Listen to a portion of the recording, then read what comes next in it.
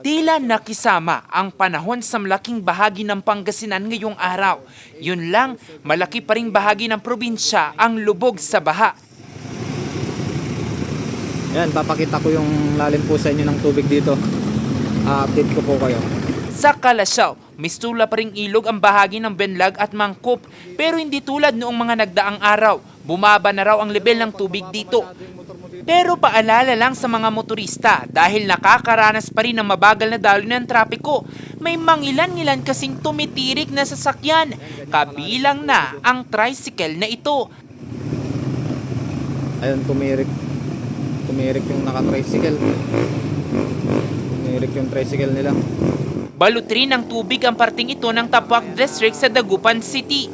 Bahagya tuloy na nararamdaman ang mabagal na daloy ng trapiko sa lugar.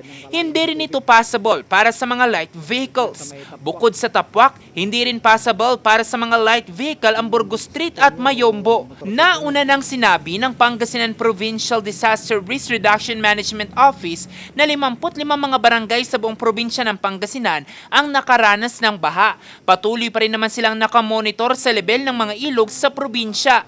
Just that, yung mga kailugan kasi dito sa probinsya ng Pangasinan, sa may sinukalan sa Santa Barbara, Marusay River ng Kalasyaw, sila ay mga nasa above critical level pa rin po kasi. Samantala, patuloy naman ang suporta ng pamahalang panlalawigan ng Pangasinan sa mga apektadong residente.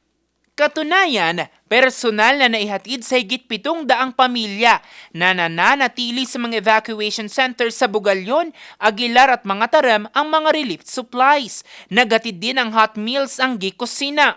Sa mensahe ni Pangasinan Governor Ramon Monmon Gico III, tiniyak niya ang patuloy na pagkilos ngayong patuloy ang pananalasa ng habagat sa malaking bahagi ng Northern at Central Luzon. Jose Robert Inventor, RNG News.